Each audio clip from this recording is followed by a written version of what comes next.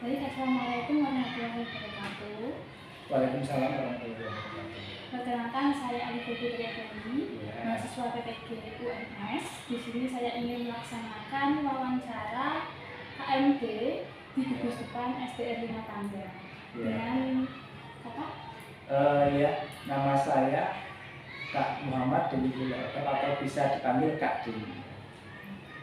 Oke, di sini karena membahas mengenai pramuka siaga, saya ingin mengetahui lebih lanjut mengenai pramuka siaga itu sebenarnya bagaimana?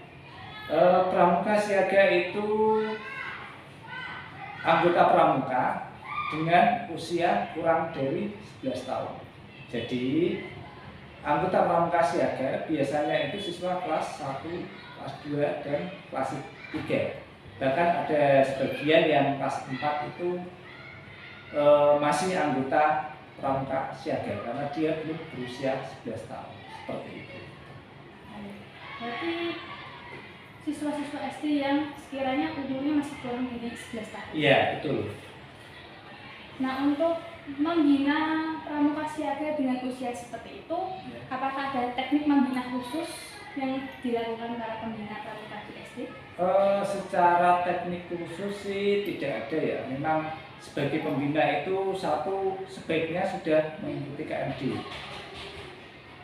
Nah, terkait teknik khususnya memang tidak ada ya. Yang penting sebagai pembina itu kita bisa istilahnya ya, sabar menghadapi anak-anak seperti itu lah. Ya karena pada dasarnya anak-anak itu kan suka bermain, jadi mungkin mereka lebih semangatnya itu di kegiatan di luar ruangan. Jika terkait dengan kegiatan di luar ruangan, tentu ada metode khusus untuk bagaimana agar anak-anak tetap fokus mengikuti kegiatan pramuka. Nah, untuk itu apakah ada metode-metode yang digunakan dalam membina anak-anak?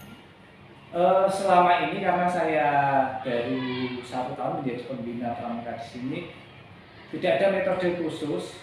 Karena apa? Karena di sini anak-anak yang mengikuti pramuka khususnya siaga itu mereka cukup antusias mengikuti karena pramuka siaga itu materinya lebih banyak permainan ya, seperti lempar bola, terus lempar kolong, kemudian tali temali, kemudian ada yel-yel seperti itu. Jadi memang pramuka siaga itu materinya dia lebih banyak bermain. Jadi anak-anak cukup antusias mengikuti kegiatan pramuka khususnya siaga. Baik, selanjutnya di sini karena usianya masih usia berkembang, menurut kakak sendiri peran penting dari kegiatan pramuka sendiri itu apa untuk anak-anak, khususnya pendidikan karakter? Saya rasa kegiatan pramuka itu cukup penting ya, terutama untuk siswa sekolah dasar di sini khususnya untuk siaga. Karena dalam pramuka itu siswa belajar tentang kedisiplinan dengan cara bermain, ibaratnya bermain di dalam ruangan, dan juga itu dapat melatih kedisiplinan siswa dengan permainan-permainan seperti itu. Nah, di sini kan ada berita yang mengatakan bahwa ketika Pak Nadiem Makarim menjabat sebagai Menteri Pendidikan itu, pramuka sempat tidak diwajibkan, melainkan menjadi ekstrakurikuler pilihan. Nah, sekarang ketika menterinya sudah berganti, sekarang sudah diwajibkan kembali. Ya. Nah, menurut kakak apakah ada perbedaan yang sangat spesifik ketika pramuka masih diwajibkan dengan ketika dengan Pak Nadiem Makarim? Menurut saya, kalau yang wacana dari Pak Menteri sebelumnya yang menghilangkan pramuka, karena realisasinya di lapangan belum dilaksanakan ya, belum jadi dilaksanakan. Jadi kemarin saat Bapak Menteri sebelumnya yaitu Pak Nadiem mau menghilangkan itu di sekolah kita masih ada pramuka. Nah, pendapat saya sendiri terkait wacana yang pernah dikeluarkan oleh Bapak Menteri Nadiem tentang peniadaan pramuka, saya rasa itu suatu hal yang kurang kurang tepat lah. Karena apa? Karena pramuka itu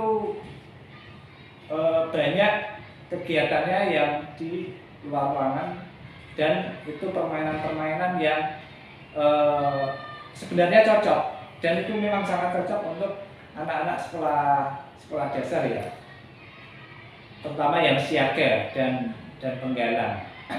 Karena siaga itu kan materinya kan bermain, bernyanyi seperti itu. Jadi memang itu dapat melatih kedisiplinan siswa dengan cara bermain seperti itu. Jadi saya rasa wacana itu kurang tepat jika mau diteruskan.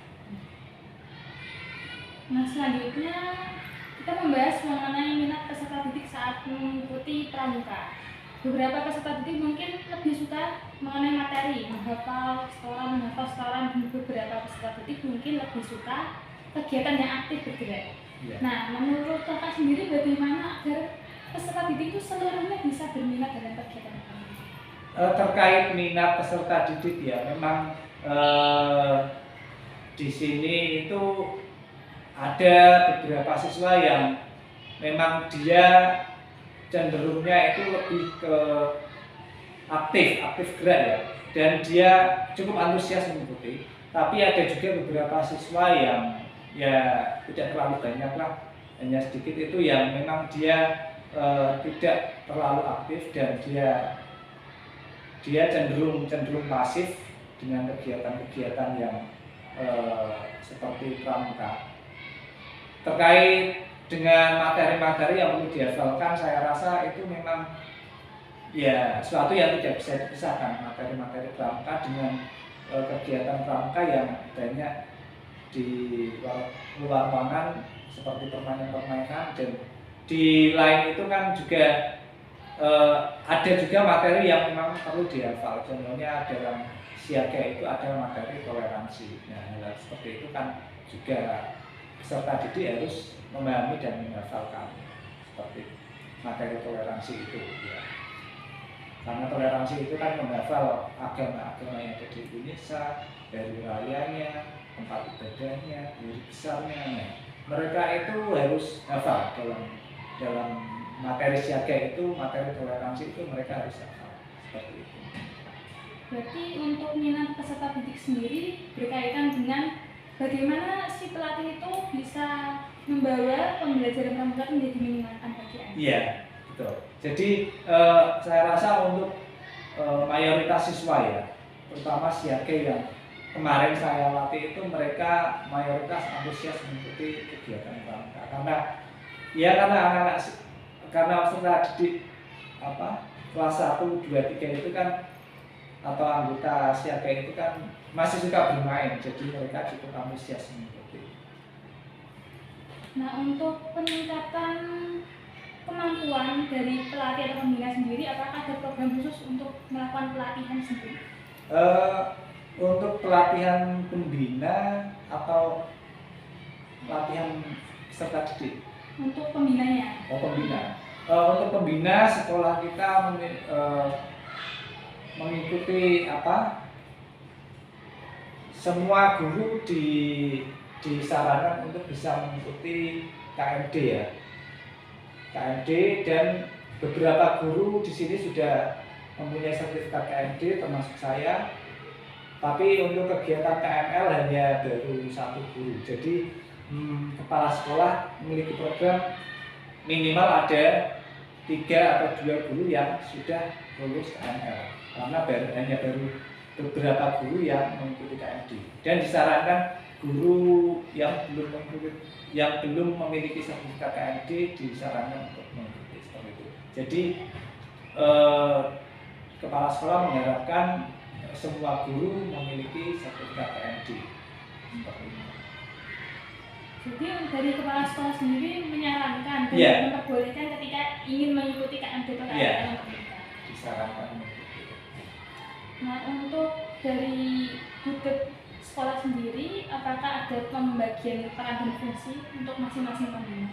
Peran dan fungsi pastinya tetap disesuaikan ya, karena untuk pembina siaga itu kan pembina pembina pembina putri boleh untuk melatih anggota siaga putra dan putri, tapi pembina putra hanya diperbolehkan untuk membina anggota siaga putra. Jadi seperti itu. Jadi pembina pramuka putri boleh melatih siaga putra dan putri, tetapi pembina putra hanya diperbolehkan untuk membina siaga putra saja. Gitu. Jadi memang setiap pelatihan kita sudah latihan sesuai itu ya. Jadi latihan pramuka untuk siaga putra ya saya yang melatih, dan untuk latihan siaga putri ada guru sendiri, guru pembina putri yang melatih siaga putri, seperti itu. Apakah ini berkaitan dengan jumlah siswa putri? Kalau di sini yang selama ini terjadi karena siswanya tidak terlalu banyak ya, jadi memang sudah sesuai ya. Mungkin jika siswanya banyak mungkin akan butuh pembina yang lebih juga, seperti itu. Karena setahu saya tidak ada aturan baku rasio pembina pramuka harus melatih minimal atau maksimal berapa peserta. Setahu saya tidak ada.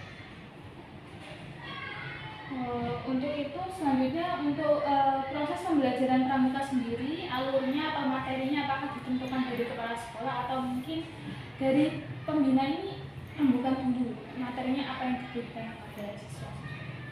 Iya, jadi terkait materi pramuka, kita setiap hari Jumat kita latihan dengan materi pramuka pada umumnya ya, khususnya siaga, karena saya yang melatih siaga, seperti lempar bola, lempar tolong, tali temali, toleransi, yel-yel, dan taman budaya itu sudah menjadi materi yang sehari-harinya kita ajarkan. Nah, akan ada materi tambahan ketika akan ada pesta siaga. Ya. Jadi setiap tahun itu ada pesta siaga. Nah, beberapa bulan sebelum pelaksanaan pesta siaga itu kita akan diberikan kisi-kisi dari Kuarang ya, Parti Ranting kecamatan. Dari Parti Ranting itu materinya apa? Nah, materi tersebut nanti yang akan kita fokuskan selama 2 bulan sebelum pelaksanaan pesta siaga.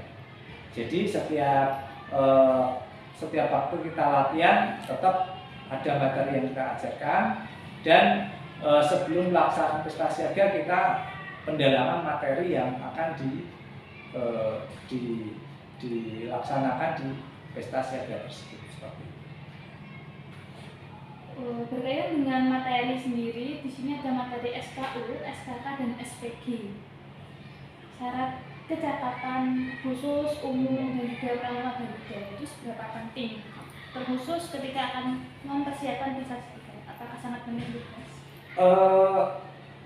Menurut saya itu cukup penting ya, karena sebelum mengikuti pesta siaga itu siswa atau anggota siaga itu sebaiknya sudah menjadi anggota siaga Garuda. Siaga Garuda itu anggota siaga yang memiliki minimal 5 kecakapan umum ya, seperti itu.